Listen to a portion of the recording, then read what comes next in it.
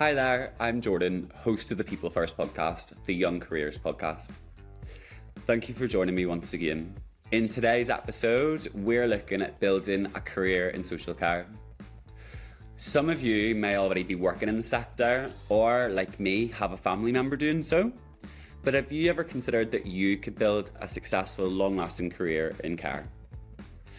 This part of the economy is only going to become more important in the future, and it deserves to have ambitious, caring individuals leading the way in its transformation. To help explore the growing opportunities in this sector, I'm delighted to be joined by Danny Macey, Associate Training Manager at Brook Street Social Care.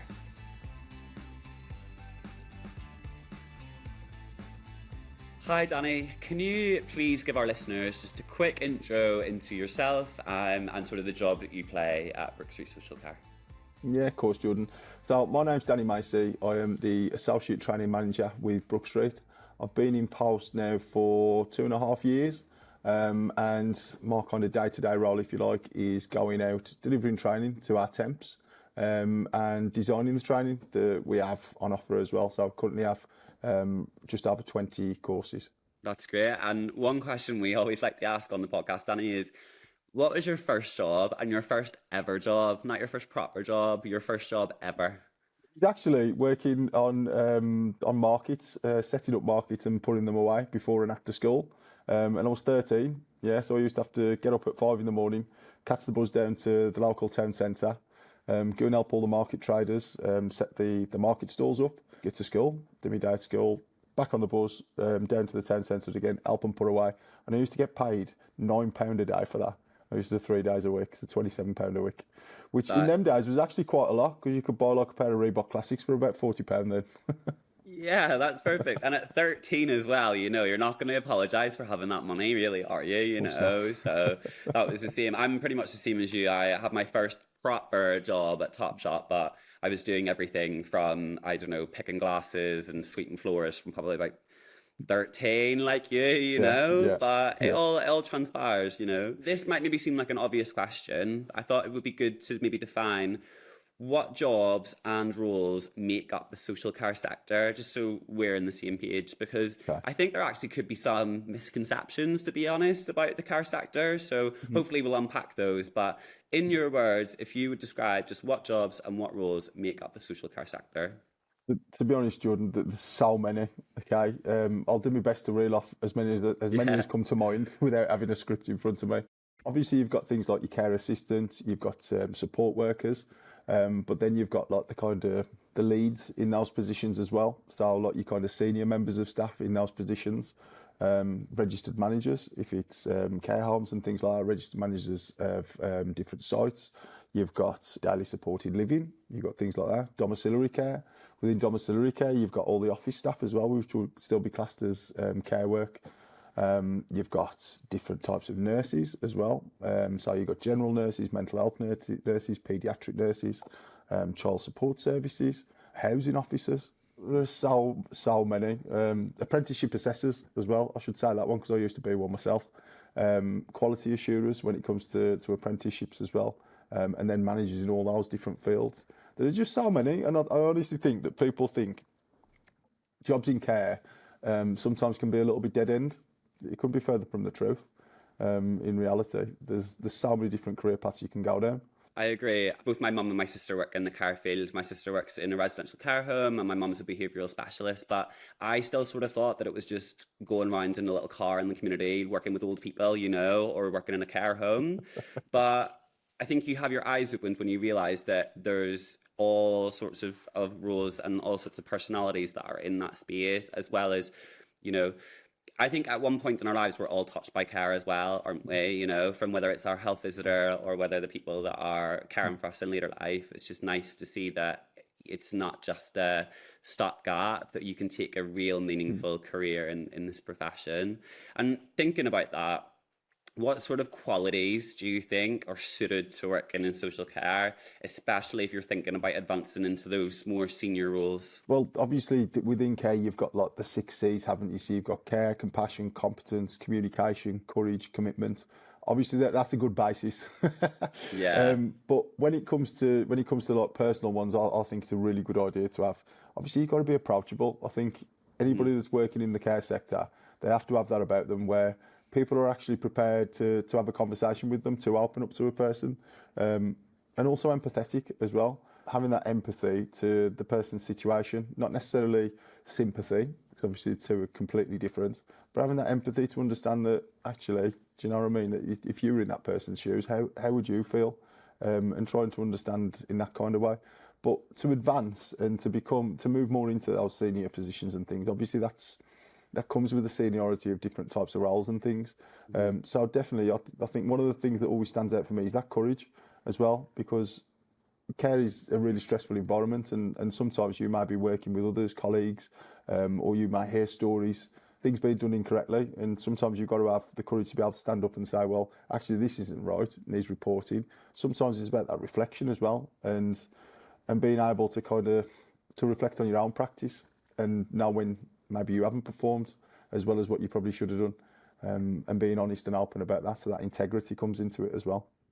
What do you think the draw is originally for people working in care? You know, what do you think is the main factor that's pulling people in the first place? Okay, so there's lots of different things. I mean, I can speak from personal experience with this one, to be honest, Jordan, because Yeah, please do. I never ever thought I'd work in the care sector, if I'm totally honest. One of my many jobs was actually working on the railway.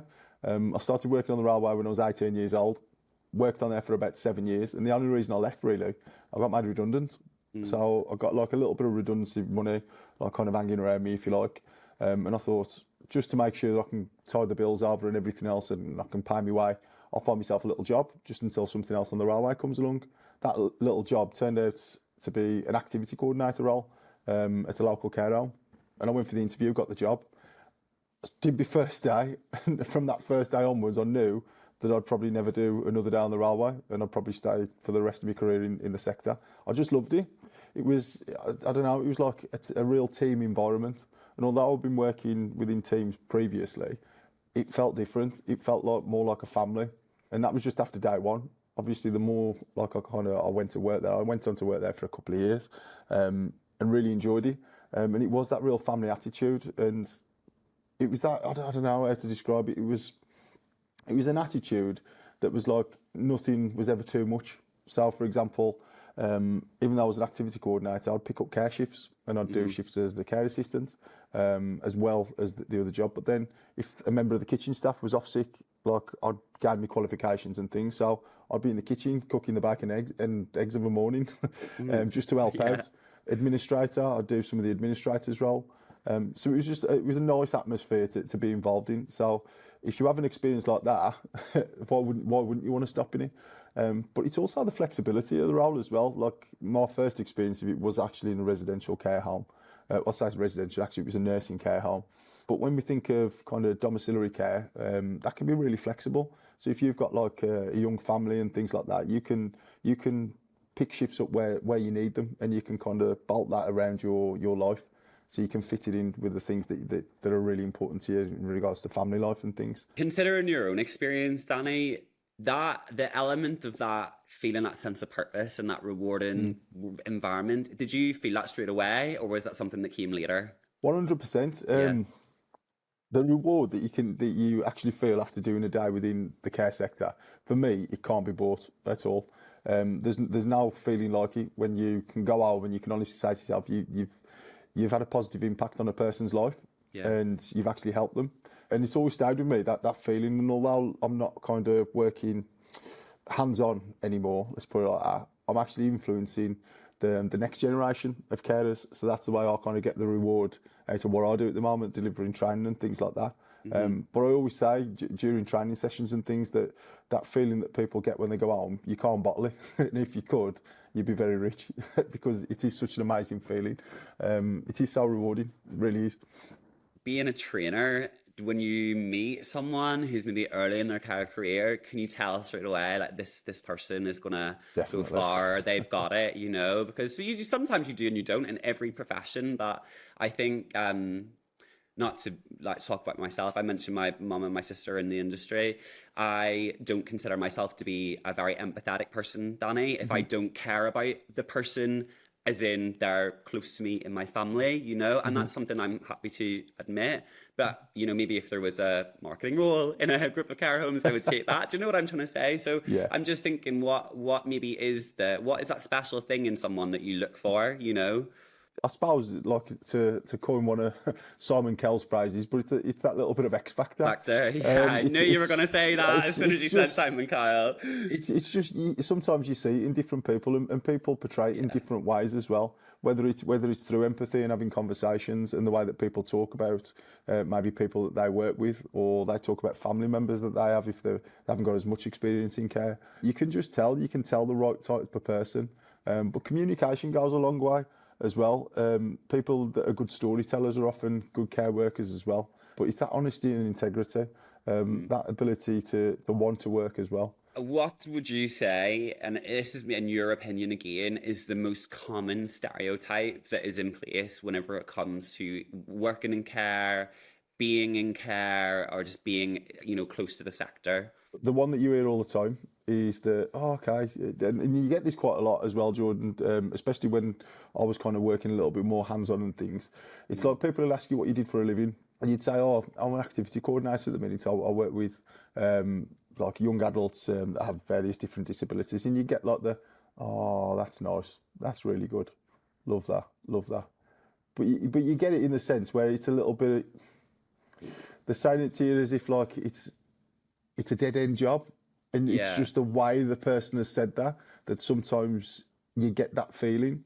It's like it's secondary functions, you know what I mean? But these people who see it like that, to go back to it, are going to come into contact where one of their relatives or their loved ones is in need of care, and they are going to appreciate those people more than anyone, more than the people that they seem to be important. So I know what you're trying to say completely, and I think that's a perfect thing. It's just, and it also maybe goes to it again, going back to that point of why people get into the industry. You knew you were in it for the right reasons because you were so drawn to that and things like that. Do you think people think that people get into care as maybe a bit of a stopgap or a bit of a way to make quick money? Is that maybe why that they have 100%. This perception? Yeah. 100%. That's exactly what they do, Jordan. People see the sector as maybe being quite easy to do, that it's not hard work. You're kind of making little old ladies cups of tea, helping people cross the road, doing a little bit of shopping here and there for people. And the care work is much more than that. Much more than that. There are so many various different aspects of the role depending on the sector that you're in. It's unbelievable. But people do often have that misconception. And when they go into their first care shift, for example, residential care, if you're working with people that have physical disabilities and things, where you're using hoists, you're supporting people with washing, dressing, that kind of thing. It's a very, very physical job. As I said, my background was the railway. We used to do 12-hour shifts, taking out track, putting new track in, lots of digging, all that involved. Honestly, after my first 12 hours of care shift, I was physically more exhausted doing a care shift than I was doing a railway shift. Yeah. And that's the God's honest truth. Well, people don't realise that. When I do the manual handling training for Brook Street and things, I talk about that story with the people I come into contact with, and everybody agrees. Everybody's like, yeah, you don't understand. People don't get it. So, Danny, I actually was speaking to a friend the other day, and she mentioned that her partner works in the care field. And, he's got a great job, really moved up through the ranks. But going back to what we were talking about earlier on that perception, do you think that people deem care to be a bit more of a female-dominated environment rather than for the fellas? 100%. When my first job within the care sector, there was me and two other guys out of 40 members of staff. So 30, do you know what I mean? So 37 female members of staff compared to 3. And I've got to be honest, I've come from like a male-dominated sector, if you like, and then coming into that was a little bit different. But there is a massive thing with that in the care sector. I totally agree with that. And I don't know why that is. I think it's predominantly men don't care as much. Is that what you would say? I don't think that's true at all. I don't think it's true at all either. I actually think it goes back to the education system, Danny, to be honest with you. And if you think about if I think about my peers in school, it was because I went to a school in Northern Ireland that had a huge health and social care department, and that was the whole class was full of girls, whereas the fellas were doing technology, do you know? So it was like they pushed boys out to do blue collar work, and the girls went on into care. But I do think that I would agree with that misconception, and I'm sort of glad that you've backed it up, if that makes sense. But yeah, hopefully let's get more men I think into it care. is changing, Jordan. I think there are more men in care now than probably there ever have been. Yeah. If I'm honest, and thinking about the people that are training things, more and more guys are actually attending the training, and it's a lot more of a 50-50 split now. But thinking back probably 15 years when I first started, it was predominantly women. It really was.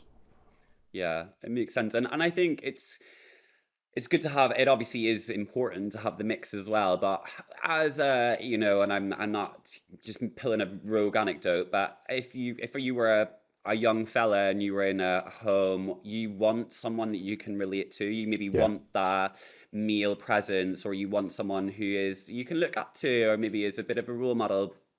And you know, some girls or young boys can only really relate to themselves and who they see. So I think it is important to get a good gender balance in there, and I'm glad to hear that you said that there is more men in social care now. Hopefully we've answered that question, or we've covered that, because I think that was a good talking point.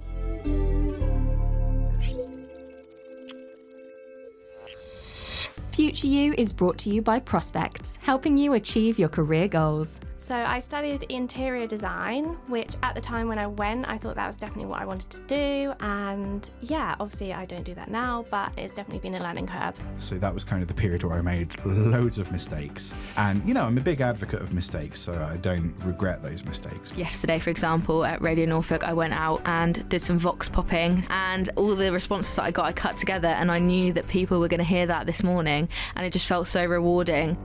Whether you're recently graduated, stuck in a career rut, or just curious about what else is out there, each week we'll be diving into a postgraduate course, learning about a job role, or answering your burning career questions. Join us to take the next steps towards future you. What would you say the typical application process is like, or the typical recruitment process for, let's say, just a care assistant or a support worker? It's relatively easy. It's often an application form, or sometimes you will send in a CV and then you wait to hear.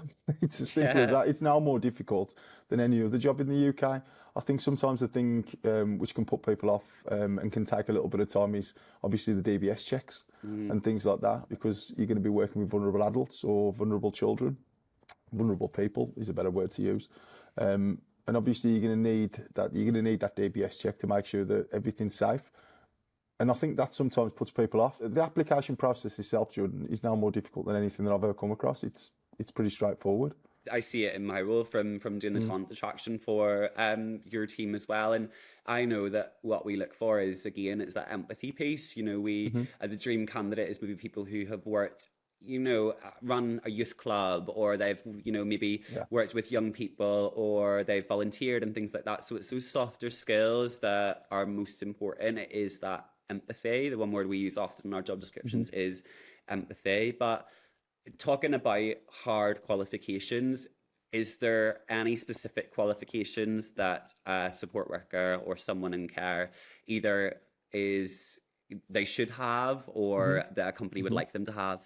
Well, it depends. It depends on the role that you would like to get into. If you're going to start your care career on the bottom rung, exactly where I did, you don't need any care qualifications as such. The company that you go and work for should help you should provide those for you.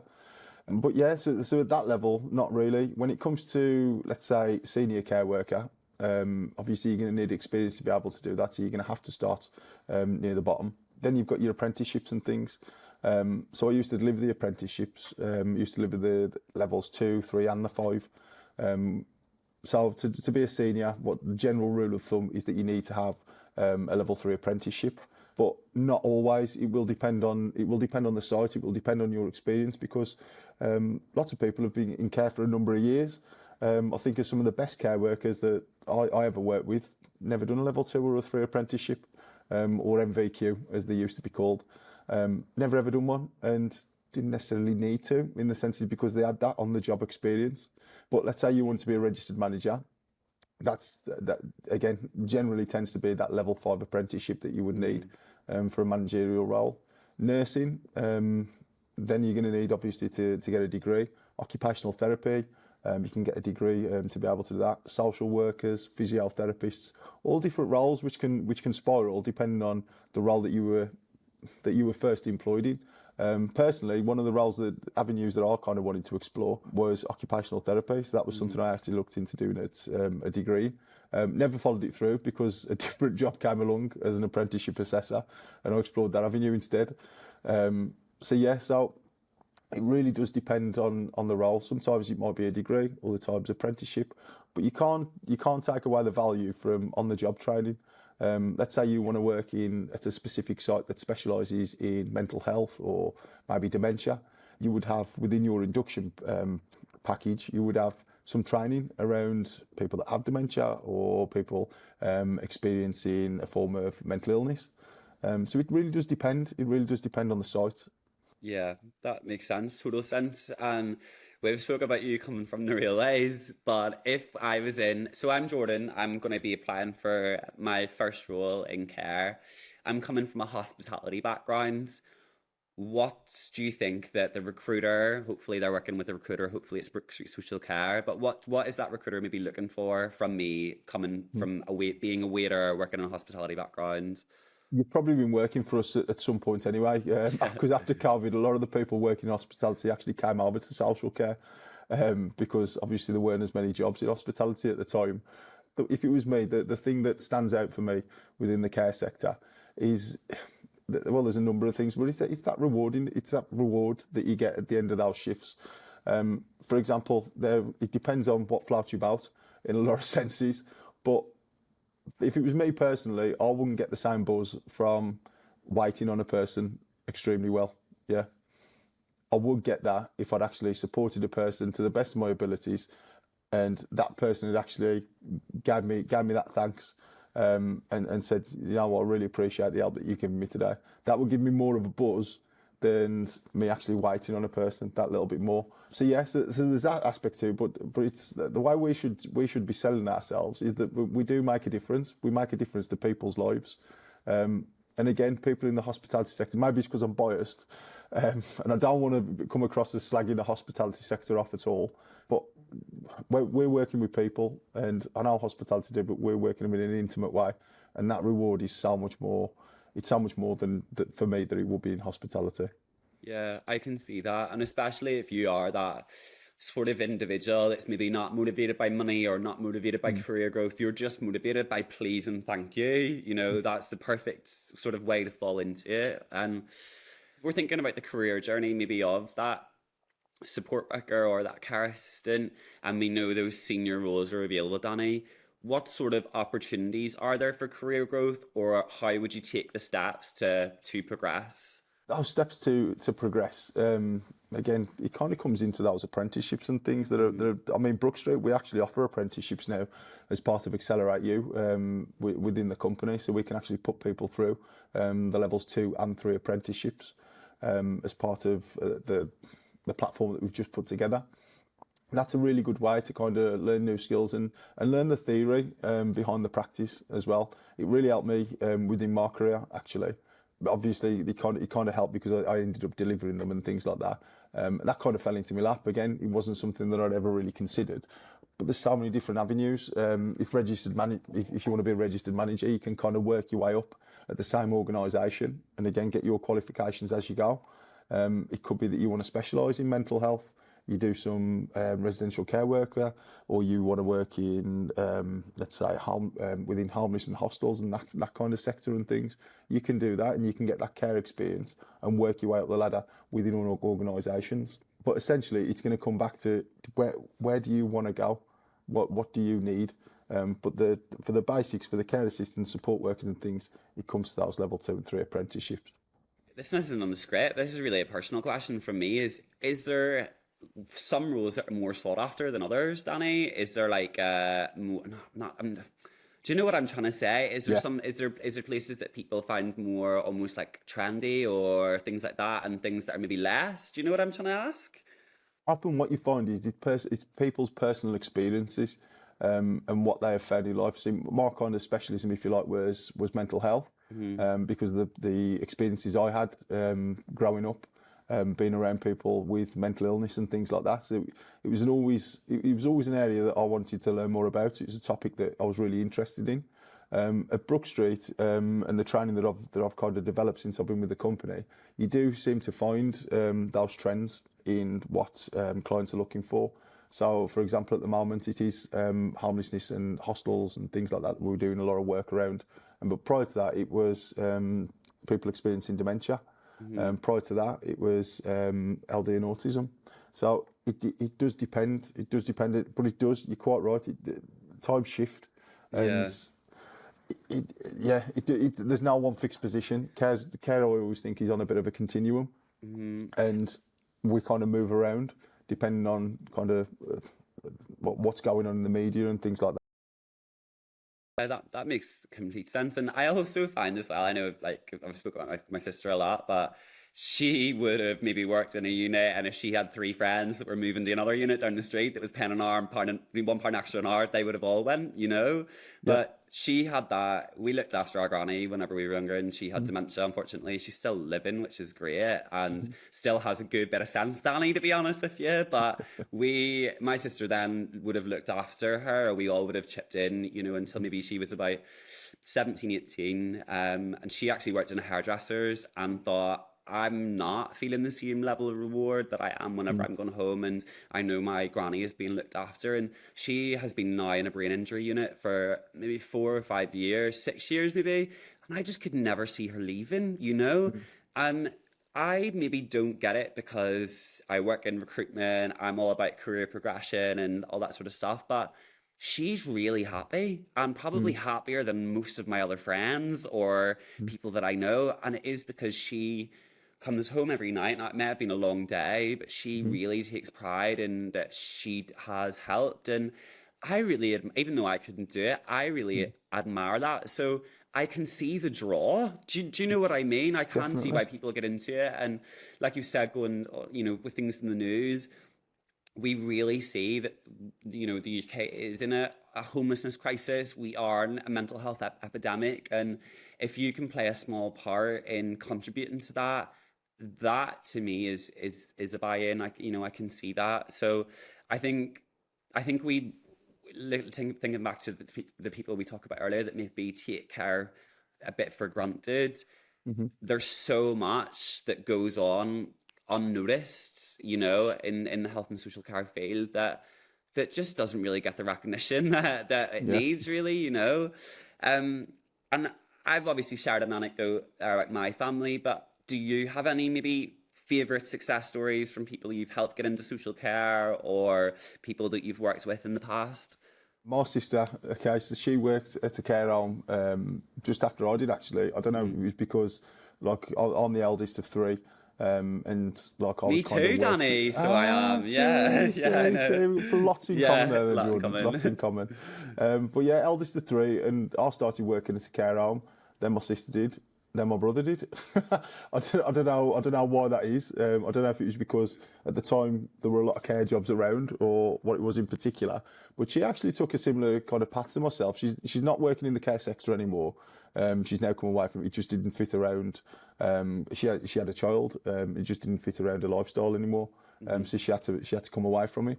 But she became a care worker. Then she kind of went into a senior role, and then went on to deliver apprenticeships, the same as where I did. So I don't know if I influenced that in any kind of way. I didn't have any kind of conversations or anything like that with her about doing it. But yeah, but that was quite nice, I suppose. But the one that always stands out for me, like not necessarily getting people into care work or anything like that, was a guy that I used to work with, actually, a guy named Matt. He was when I was delivering the apprenticeships, and I'd been in the position, in that post for around 2 years at the time. So I kind of knew the ins and outs of what to do, and I was doing pretty well at it. And this guy, he was brand new. He'd just come from working with people with LD and autism. got no experience at all delivering apprenticeships. And he come out with me on his first day, we got on pretty well. And I kind of took him under my wing a little bit, kind of showed him the ropes, how to do certain things, and helped him with his career. I kind of took a career move to progress as a quality assurer, so kind of similar to what I was doing before, but with a bit more added on as well, where it's kind of marking other people's work and making sure that the evidence that is being collected is actually okay. I was his quality assurer for a number of years, had to help him mark his work, give him feedback and that kind of stuff. By the end of it, he actually became a quality assurer as well. From this lad that I'd never met, a little bit wet behind the ears, didn't really know what he was doing, to the point where he's actually telling other people how to do their job as well. And I'll tell you what, he's a little bit of a struggle at times, and I'm sure if he was there now, he'd agree. But it was fun while we did it, and I was actually really proud of that. And just before I left, this was the company I was with previously actually, and just before we left, like, he was like, thanks for all your help and stuff. It's really made a difference. And I spoke to him not long back actually. And he's still doing well. So, yeah, I was pleased with that. Good for him, Danny, and good for you as well. It's a really, really nice story to share, and I'm glad you got that in there, to be honest with you. We've actually run out of all the questions in the script, but there's just a couple other things I want to ask you just to make sure that we're really hammering you. So the first one would be, as a new associate working with Brook Street Social Care, what I want to stress that you're very much a unique selling point, and we, have this training, but if talking to someone that is completely unaware, what does that look like? Coming in as a new carer, being trained, what sort of support do you get from the social care team? This is the most exciting time to join Brook Street ever when it comes to social care, because we're just finalising now our platform Accelerate You, which I mentioned a little bit earlier on. But it's got three main aspects, if you like. We can deliver apprenticeships within Accelerate You now. I say we deliver, we've got an external apprenticeship provider. So there's actually that option. We have got the mandatory side of things. And so at the moment we're using Care Academy to give people a full care certificate induction. But that's actually going to change, because one of the things I was kind of tasked with when I took the role was developing a system which was instructor-led to give people a proper induction. What it's going to push us towards is that value-based piece as well, because what we're looking for is being able to have those conversations with people and see something in them and think to ourselves, okay, so this could be a little bit of a rough diamond here. This person has the core components to be a good care worker, to be a good support worker. And we want to be able to give them the opportunity to do that. With this now care induction, we're going to be able to safeguard against risk. So that's going to help us kind of push towards that value based a lot more, which I'm really excited about. But not only that, it's going to be instructor-led training. So if the person does have any questions, they can ask those questions face-to-face. Well, I say face-to-face, online, on a Teams call. So that's really exciting. There's 3 different parts to it. It's going to be done consecutively on a week-to-week basis over the first 3 weeks that person is employed with us. So that's really good. But then obviously we've got the care bundles as well. So when I first started with Brook Street, we hadn't actually got any care courses at all. Since then, I've wrote 20. So we've now got, I say 20 and a half, because there's one course that I can kind of do in 2 different formats. But yes, the 20 and a half courses that we've got now, which I'm really pleased about. And we can bundle them up. So let's say we've got somebody that, let's say he's working with people experiencing dementia at the moment, but they fancy a career change. They want to work within mental health. Okay, we have got the means now to be able to bundle those courses up. So, for example, mental health awareness, suicide prevention. We could also throw drug awareness and substance abuse in there. We can put training together, and we can build a package to suit the individual, to give them the skills that they need to help them climb that ladder and push them towards those senior positions and things. So 100%, this is it's a really exciting time for any new temps coming into the business, but also for the ones that are already within the business as well. That's great. I'm really glad that I asked you to plug that, because I think it would have been not the same if we hadn't. It definitely is a really exciting time to join care, and This is it. I really admire the work you do, Danny, I have to say. Just shouting out massively to yourself and, you know, Teresa and Kate and Sam and the rest of obviously the Brook Street Social Care team, because what you are doing is not only getting people into work, which is what we're here to do, but it's getting people into extremely meaningful work. And I'm just really looking forward to seeing all what you get up to over the next year. I think it's going to be incredible. And that's the end of today's episode. I just wanted to say a big thank you to Danny. And if you want to keep up with what Danny's getting up to, you can always check out his LinkedIn account. And if you're looking for a new role, why not check out Brook Street online for the latest job postings? There may be a dream role on there for you. If you enjoyed this episode, please share it with a friend and remember to follow PeopleFirst on your favourite podcast platform. See you next time.